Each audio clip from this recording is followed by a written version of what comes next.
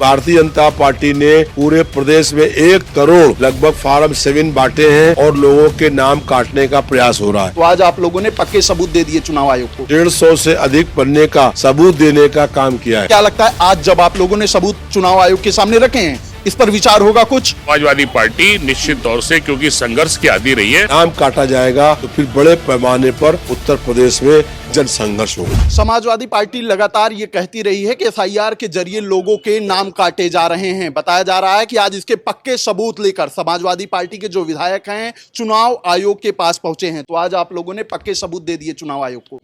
आज समाजवादी पार्टी के राष्ट्रीय अध्यक्ष माननीय अखिलेश यादव जी के निर्देश पर पार्टी के वरिष्ठ 13 विधायक थे, उन लोगों ने आज मुख्य चुनाव अधिकारी को ज्ञापन दिया है और 150 से अधिक पन्ने का सबूत देने का काम किया है। हम लोगों ने प्रमाण दिया है कि भारतीय जनता पार्टी ने पूरे प्रदेश में 1 करोड़ लगभग फार्म 7 बांटे हैं और लोगों के नाम काटने का प्रयास हो रहा है। ये सारे फार्म एक ही कंप्यूटर से निकले हैं, एक ही तरह के फार्म हैं।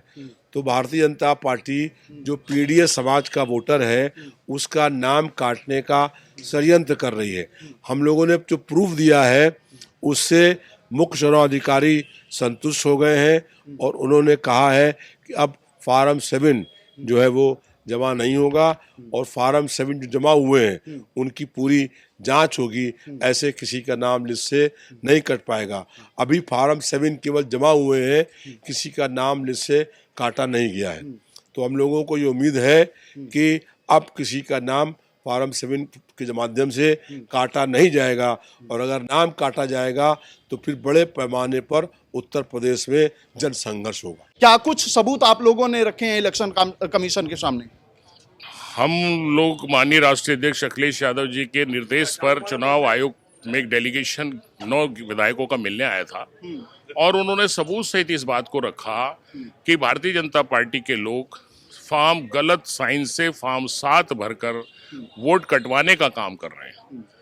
हमारा उसमें कहना है कि जब आप एसआईआर प्रक्रिया शुरू हुई, एसआईआर के तहत जिन लोगों के नाम वोटर लिस्ट में 2025 की वोटर लिस्ट में थे उनको फॉर्म बांटा गया।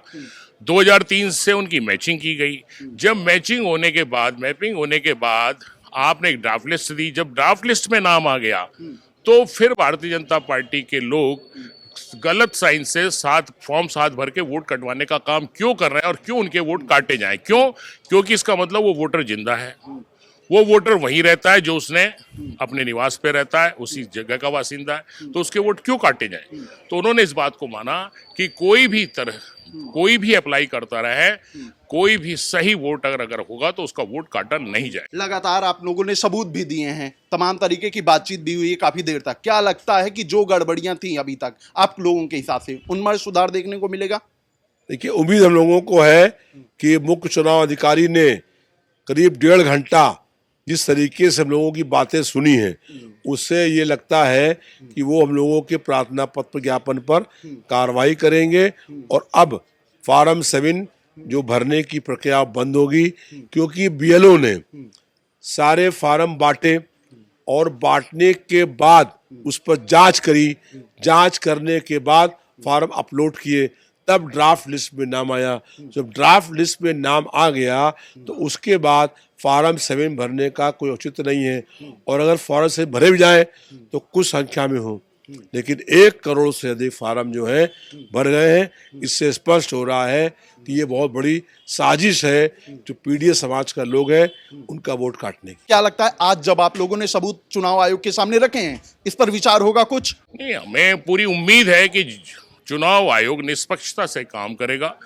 उन्होंने समय मांगा है और अगर कहीं कोई ऐसी बात लगती है कि किसी के साथ जाति हो रही है, किसी का गलत नाम काट दिया गया है, सही वोटर का नाम वोटर लिस्ट से काट दिया गया है या फॉर्म 6 भर करके उसका नाम नहीं जोड़ा जा रहा है, तो समाजवादी पार्टी निश्चित तौर से, क्योंकि संघर्ष की आदी रही है, वो फिर सड़कों पर उतरकर जन संघर्ष करने का काम करेगी। लगातार ये भी तो आरोप लगते रहे हैं चुनाव आयोग पर भी कहीं ना कहीं वो सरकार के इशारे पर काम कर रही है।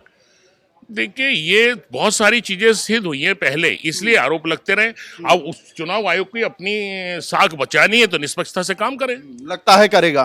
अब देखिए, वक्त बताएगा। ठीक है, हमारे साथ समाजवादी पार्टी के विधायक मनोज पारस जी थे, जिनका साफ तौर पर कहना है कि जो भी इनके पास पक्के सबूत थे इन्होंने आज चुनाव आयोग के सामने रखे हैं और कहीं ना कहीं इनको भरोसा है कि चुनाव आयोग उन पर विचार करते हुए नजर आएगा। फिलहाल आज की बातचीत में इतना ही। ऐसी खबरों को आपके बीच में लेकर आते रहेंगे, तब तक देखते रहिए खबर चौक। कैमरा पर्सन अवजीत के साथ Aman Singh Vats, Lucknow. New public inter college Lucknow, admission open. For more information call 0522 282232 और 7755 089585।